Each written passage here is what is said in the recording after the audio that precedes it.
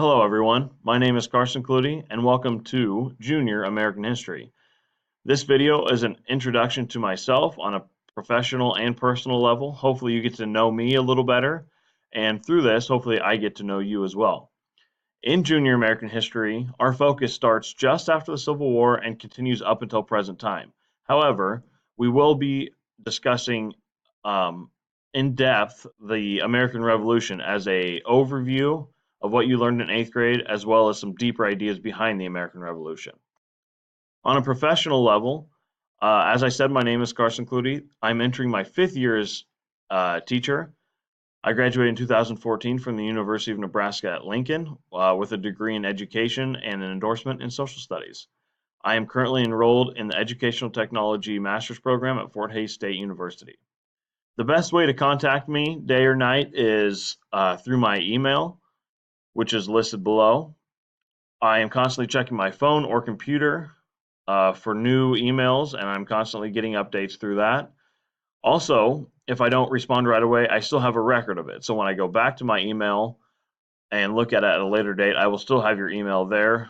And this is probably the most effective and efficient way to get a hold of me. I try and respond as soon as I can.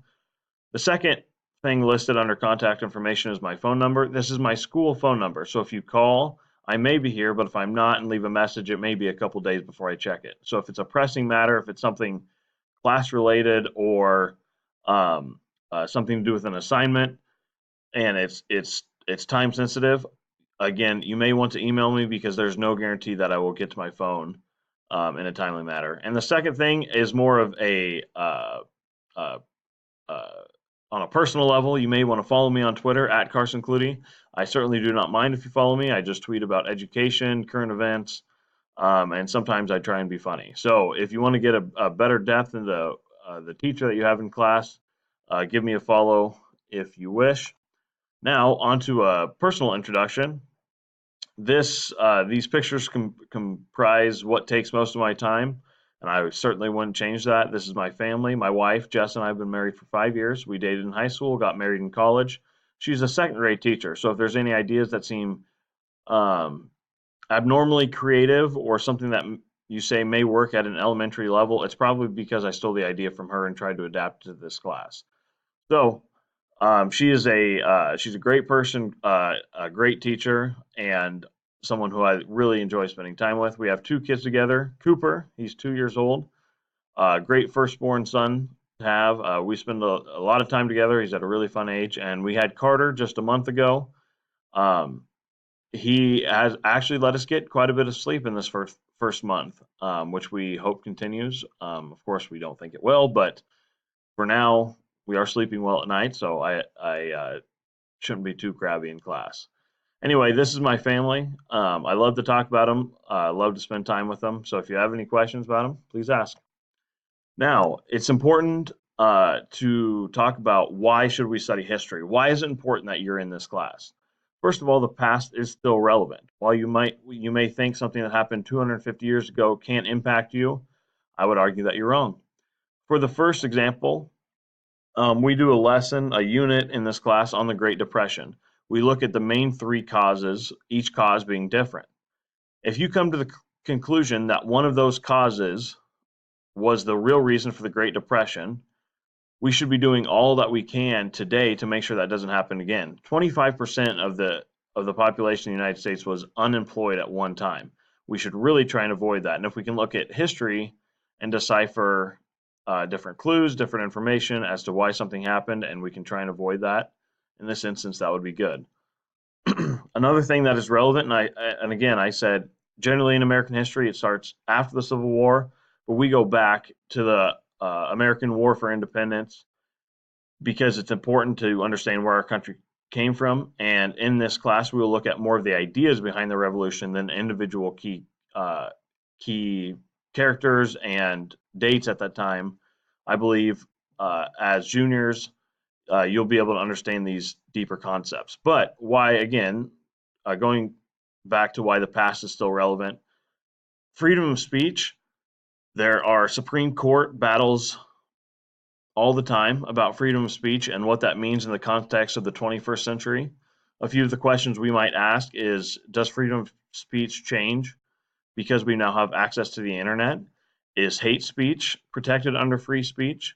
All of these things are relevant questions that must be answered under the mindset of the founding fathers and the documents that they wrote in the Bill of Rights. Another one that is up for debate and has some serious current event ramifications is the freedom of religion.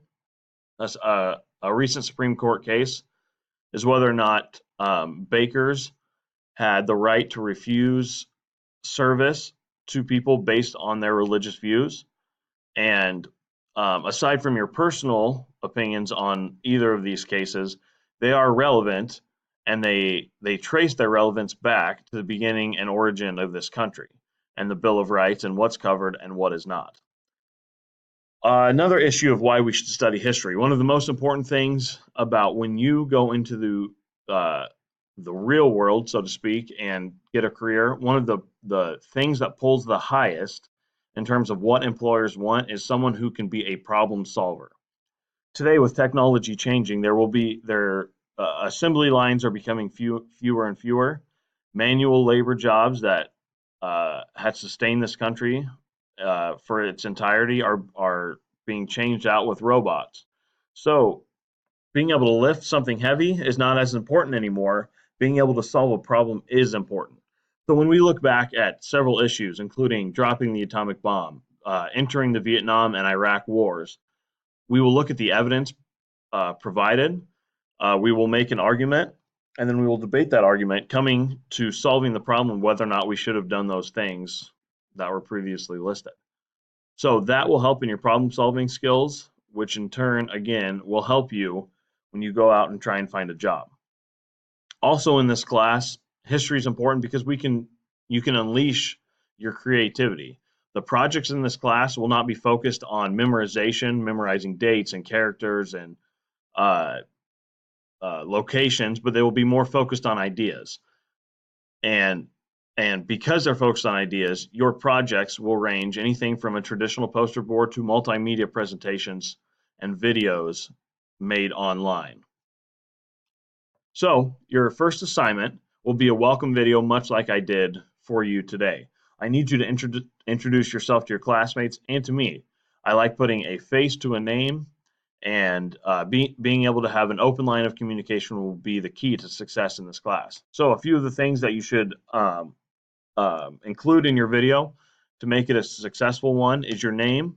Tell me and your classmates where you're from, what are your interests, and what are your favorite things to study in history and school as a whole. What are some non-school related activities that you do? I like to know what you do on the weekends. What do you do when you're done with class? Some of these may be sports related, and some of them may not be. But also, I'd like to see some interesting personal information. This also helps us connect some things with you that make you memorable. These are all key things that you should include in your video, and anything else is just extra, and I would love to see it. So the final question, where do I hand in my assignment? We will use Google Classroom for the duration of this class to hand in assignments, to conduct debates, and your class code is listed up in the top right of this, of the screenshot right here. You will hand in your introduction video on Classroom. There are several ways you can create a video. You can use Screencast-O-Matic like I'm using right now. You can just record yourself on your computer. Of course, creating a presentation would that had the key characteristics that I listed earlier will be easier with a Screencast-O-Matic, but you can create really any multimedia presentation you want for this video, but do include at least a picture or a short video of yourself as well. I'm looking forward to starting this class with you. Again, contact me anytime. I'd love to answer your questions, and thanks for being part of this class.